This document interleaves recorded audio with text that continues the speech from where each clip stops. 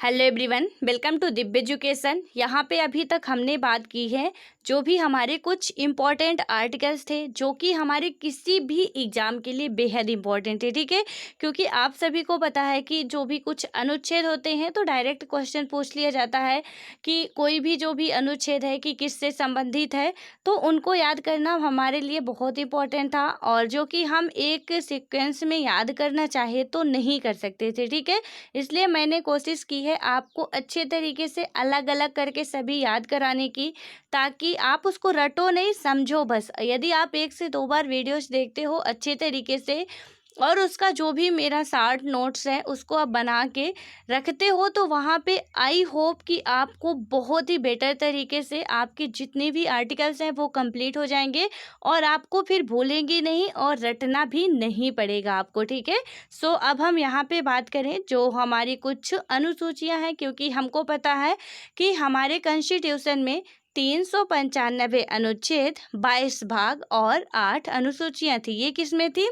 मूल संविधान में। ठीक है, मूल संविधान का बात करें यदि हम, तो इसमें मैंने आपको समझाया भी है और इतनी बार समझाया है कि अभी तक तो मुझे नहीं लगता कि अब किसी को नहीं पता होगा कि मूल संविधान किसे कहते हैं। यहाँ पे मैं एक बार फिर बता रही हूँ कि हमारा जो मूल संविधान है, मूल संविधान का मतलब है संविधान जिस दिन बनके तैयार हुआ था। ठीक है, यानी कि जिस दिन बनके तो 26 नवंबर 1949 को ही हो जाता है, लेकिन जिस दिन संविधान हमारा लागू हुआ था 26 जनवरी 1950 तक की बात करते हैं यदि हम, तो हमारे संविधान में कितने अनुच्छेद, कितनी अनुसूचियां और कितने भागों के साथ संविधान लागू किया गया था, तो उसे ही हम क्या कहते हैं? मूल संविधान कहते हैं। ठीक है, यानी 26 जनवरी 1950 को हम जो बनाते हैं, अपना जो भी रिपब्लिक डे मनाते हैं, यानी गणतंत्र दिवस के रूप में जिसको मनाया जाता है, उस दिन हमारा संविधान क्या होता है? लागू किया जाता है। ठीक है, जिसमें कि 395 अनुच्छेद थे और 22 भाग थे, 8 अनुसूचियां थी। ठीक है, इसे ही हम क्या कहेंगे? मूल संविधान। देन उसके बाद क्या हुआ कि बहुत सारे इसमें चेंजेस हुए। हर एक संविधान में क्या किया गया? जहाँ भी जैसे ज़रूरत की पड़ी वहाँ पे संशोधन किया गया। ठीक है, तो इनको क्या किया गया? अभी भी मैं आपको बता दूं तो हमारे संविधान में यदि बात करें संख्या में 395 ही हैं। ठीक है, लेकिन 395 अनुच्छेद में, मतलब अनुच्छेद 1 में संशोधन किया गया, तो वहाँ पे अनुच्छेद 1 का का, 1 का खा, 1 का गा, मतलब ऐसे कर करके क्या हुआ है, अभी हम बात करें तो 460 से अधिक क्या हो गए हैं? अनुच्छेद हमारे संविधान में अब वर्णित कर दिए गए हैं। ठीक है, तो यहाँ पे ये अनुच्छेद 460 तक पहुँचे कैसे हैं? तो ये ऐसे ही पहुँचे हैं, यानी कि हम बात करते हैं कई सारे ऐसे संविधान संशोधन है, जैसे हम देखते हैं कि जो हमारा 48 का है या 51 का है, जिसमें हमारे मूल कर्तव्य की बात की जाती है, दैट मीन्स की जो भी हमारे फंडामेंटल ड्यूटीज होती है उसकी बात की जाती है, तो वहाँ पे अब क्या किया गया है? 51 का। ठीक है, यानी कि ए या का की बात करें तो ऐसे ऐसे करके क्या हुआ, इनकी संख्या जो हुई है वो इंक्रीज हुई है। देन उसके बाद क्या हुआ, जब इनकी संशोधन किया गया तो इनमें कुछ भाग भी बढ़ाने पड़े फिर। तो हमारे भाग कितने हैं अभी तक में? 25 जो हमारे भाग हैं उनकी बात करें तो हैं।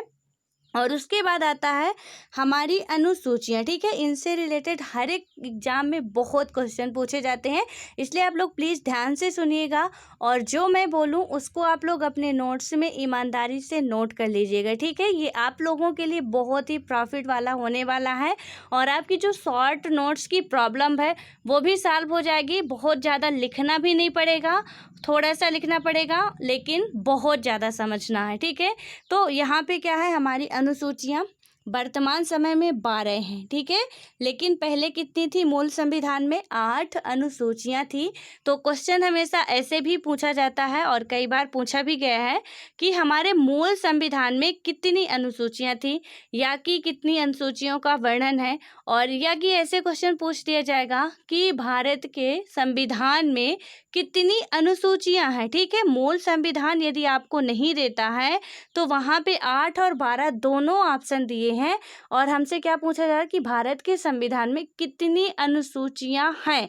तो वर्तमान में नहीं दे रहा है, मूल भी नहीं दे रहा, फिर भी आप वहाँ पे 12 लगा सकते हो, राइट आंसर होगा।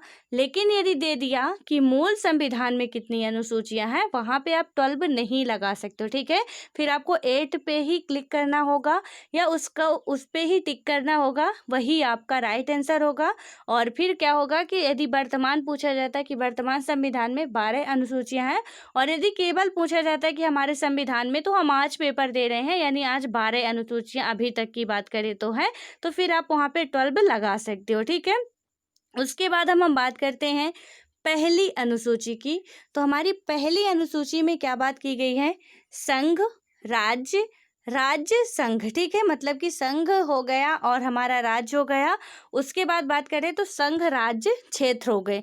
तो ये पहली अनुसूची में बात की गई है और इसी के तहत हमारा 1953 में सबसे पहले बनने वाला राज्य आंध्र प्रदेश था, जिसका आधार किसके आधार पे हुआ था?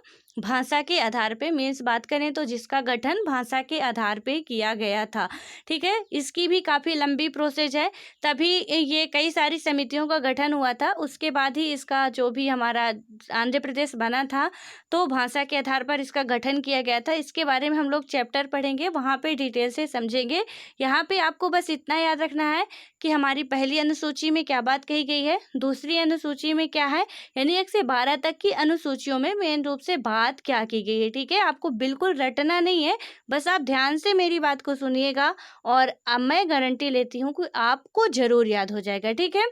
तो यहाँ पे हम बात करें पहली अनुसूची, इसमें क्या है, हमारा सेंटर हो गया, उसके बाद हमारा स्टेट हो गया, देन उसके बाद हो गया हमारे जो भी सेंटर या स्टेट के क्षेत्र हो गए। तो ये पहली अनुसूची में है और इसी के तहत 1953 में सबसे पहले बनने वाला राज्य कौन था? आंध्र प्रदेश था, जिसका गठन भाषा के आधार पर हुआ था, ठीक है।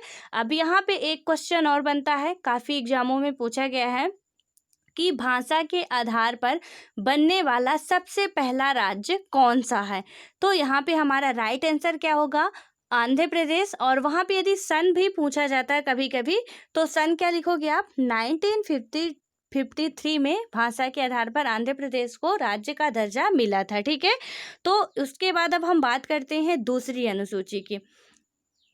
दूसरी अनुसूची हमारी क्या कहती है? वेतन और उपलब्धियां, ठीक है। यानी कि दूसरी अनुसूची में बात की जा रही है वेतन और उपलब्धियों की। इसमें वेतन किसका, ये भी हमको जान लेना जरूरी है कि वेतन, ये तो ठीक है कि वेतन और उपलब्धियों की बात की जा रही है, बट वेतन किसका? तो यहाँ पे राष्ट्रपति महोदय हो गए, राज्यपाल, लोकसभा अध्यक्ष, राज्यसभा सभापति, ठीक है, राज्यसभा सभापति, या कि हम बात करें उपराष्ट्रपति, तो जो राज्यसभा का सभापति होता है वही हमारा, मतलब उपराष्ट्रपति ही राज्यसभा का सभापति होता है। और मैंने आपको बताया भी था जब आर्टिकल्स पढ़ा रही थी कि वहाँ पे हमारे उपराष्ट्रपति महोदय को उपराष्ट्रपति के पद का ना तो वेतन मिलता है और ना ही भत्ता मिलता है। उनको जो कुछ भी मिलता है, वेतन, भत्ता और भी जो रेंट वगैरह मिलता है पूरा, वो किसके पद पे मिलता है? राज्यसभा के सभापति के रूप में उनको ये सब कुछ मिलता है, ठीक है। जितनी भी फैसिलिटी है वो राज्यसभा के सभापति के रूप में मिलती है, ना कि उपराष्ट्रपति के पद पर। हालांकि उपराष्ट्रपति हमारा एक संवैधानिक पद है, बट उसमें ये जितना भी वेतन भत्ता वगैरह होता है उनको उस पद पे नहीं मिलता है, ठीक है। तो यहाँ पे किसको किसको वेतन देने की बात की जा रही है दूसरी अनुसूची में? राष्ट्रपति, राज्यपाल, लोकसभा अध्यक्ष, ठीक है, राज्यसभा सभापति, राज्य के अध्यक्ष, सुप्रीम कोर्ट और हाई कोर्ट के न्यायाधीश, महालेखा परीक्षक, यानी कि बात करें तो जो हमारा इंडिया कैग होगा, ठीक है, महालेखा परीक्षक की बात करें तो इन सभी व्यक्तियों का वेतन और उपलब्धियां, ठीक है, किसमें बात की गई है? दूसरी अनुसूची में। तो यहाँ पे किसी प्रशासनिक अधिकारी की बात नहीं की गई है कि जो भी हमारे एडमिनिस्ट्रेटिव वो ऑफिसर होते हैं उनका वेतन इसमें वर्णन किया गया है कि वेतन दिया जाएगा। जो हमारे संवैधानिक पद हैं, ठीक है, तो यहाँ पे संवैधानिक पद का मतलब है कि जिस पद का वर्णन हमारे संविधान में है और वहाँ पे उसके लिए अनुच्छेद एक उसमें पर्टिकुलर कर दिया गया है कि इस अनुच्छेद के अंतर्गत ये पद है। ये जैसे कि हम बात करें 52 या 63, जो भी है हमारा राष्ट्रपति महोदय, उपराष्ट्रपति, प्रधानमंत्री, तो इनका पद जो है, जो पद है वो क्या है, संवैधानिक पद है। ठीक है, तो दूसरी अनुसूची में क्या है, जितने भी हमारे संवैधानिक पद हैं उनका वेतन और उपलब्धियां जो है, तो दूसरी अनुसूची में ये इनके मतलब इनके लिए बात की जाती है। ठीक है, एक बार मैं फिर बोल रही हूँ, आप लोग नोट इसे कर लो, चाहो क्या इसको नोट ही कर लो आप लोग। राष्ट्रपति, राज्यपाल, लोकसभा अध्यक्ष, राज्यसभा सभापति, यानी आप कोष्टक में लिख लेना उपराष्ट्रपति। ठीक है, राज्य के विधानमंडल के सभापति और अध्यक्ष, सुप्रीम कोर्ट और हाई कोर्ट। ठीक है, दोनों ही, मतलब सुप्रीम कोर्ट को भी और सुप्रीम कोर्ट के न्यायाधीश को भी और हाई कोर्ट के न्यायाधीश को भी क्या दिया जाता है, मतलब इसी के तहत क्या किया जाता है, मतलब वेतन की बात की गई है। ठीक है, देन उसके बाद हमारे 3 और संवैधानिक पद थे। एक महालेखा परीक्षक था, एक बात करें हम तो कौन था, कैग था। ठीक है, यानी कि महान्यायवादी, नियंत्रक लेखा परीक्षक था, महालेखा परीक्षक। तो इनमें क्या था, इनका वेतन भी बात की गई है कि मतलब दूसरी अनुसूची में इनके वेतन की भी बात की जा रही है। ठीक है, उसके बाद हम आते हैं तीसरी अनुसूची में। तीसरी अनुसूची हमारी क्या कहती है, सभी प्रमुख व्यक्तियों को शपथ और प्रतिज्ञा। ठीक है, जितने भी प्रमुख व्यक्ति अभी हमने ऊपर पढ़े, जिनके भी नाम जैसे राष्ट्रपति, राज्यपाल, लोकसभा स्पीकर जो होते हैं हमारे, राज्यसभा के सभापति, राज्य के विधानमंडल के सभापति हो गए, और अध्यक्ष, सुप्रीम कोर्ट के, हाई कोर्ट के न्यायाधीश, महालेखा परीक्षा, कैग, इन सभी व्यक्तियों का वेतन तो 2 में हो गया, और अनुसूची 3 में क्या बात की गई है, शपथ और प्रतिज्ञान की। ठीक है, इन्हीं जितने मैं व्यक्तियों के नाम बोली हूँ उन्हीं के शपथ और प्रतिज्ञान की बात किसमें की जाती है, अनुसूची 3 में। और ये क्वेश्चन एग्जैक्ट पूछा ही जाता ऐसे कि मतलब सब किसी भी व्यक्ति की, मतलब सभी प्रमुख व्यक्तियों की शपथ या प्रतिज्ञान की बात किस अनुसूची में वर्णित है, तो अनुसूची हमारी तीसरी अनुसूची होगी। ठीक है, और यहाँ पे यह भी पूछ लिया जा सकता है कि तीसरी अनुसूची में क्या बात कही गई है, तो उसमें से आपको दे दिया जाएगा वेतन होगा या संघ राज्य क्षेत्र होगा या शपथ होगा, तो फिर आप वहाँ पे राइट आंसर लगा सकते हो कि तीसरी अनुसूची में शपथ दिलाने की बात की जा रही है। ठीक है, देन उसके बाद हम आते हैं चौथी अनुसूची। हमारी चौथी अनुसूची है राज्यसभा में स्थानों का प्रतिनिधि आवंटन। ठीक है, यानी कि राज्यसभा में जितने भी स्थान है, जो भी प्रतिनिधि है, उनके स्थानों का आवंटन जो भी है, तो चौथी अनुसूची में बात की जा रही है। ठीक है, यानी कि आज हमने कितनी अनुसूचियों को कंप्लीट किया, पहली, दूसरी और तीसरी। पहली अनुसूची में क्या है, और पहले अनुच्छेद में भी हमारा यही है। ठीक है, आप इसको याद करो, जब हम अनुच्छेद पढ़ रहे थे वहाँ भी मैंने बताया था कि हमारा जो पहला अनुच्छेद था उसमें संघ राज्य क्षेत्र के बारे में था। तो इसमें पहली अनुसूची हमारी क्या कहती है, संघ, राज्य और राज्य संघ क्षेत्र। ठीक है, देन उसके बाद दूसरी अनुसूची क्या कहती है, वेतन और उपलब्धियां। वेतन और उपलब्धियां मैंने बताया किसके लिए, जितने भी हमारे संवैधानिक पद हैं उनके लिए। ठीक है, संवैधानिक पद क्या है, जिनका संविधान में वर्णन है जितने पदों का, वो हमारे क्या कहलाते हैं, संवैधानिक पद कहलाते हैं। ठीक है, तो जैसे इनके लिए हर एक जो भी, मतलब राष्ट्रपति के लिए अलग से अनुच्छेद में बात की गई है, राज्यपाल के लिए, उपराज्यपाल तो नहीं होता, लोकसभा अध्यक्ष, उसके बाद राज्यसभा सभापति और राज्य के विधानमंडल के अध्यक्ष, सभापति, सुप्रीम कोर्ट, हाई कोर्ट के न्यायाधीश, महालेखा परीक्षक, कैग, इनके बारे में ये जो संवैधानिक पद है हमारे, तो इनके वेतन और उपलब्धियों की बात दूसरी अनुसूची में की जाती है। तीसरी इनके शपथ की बात की जाती है, और चौथी में क्या की जाती है कि सभी प्रमुख व्यक्तियों का शपथ और प्रतिज्ञा। ठीक है,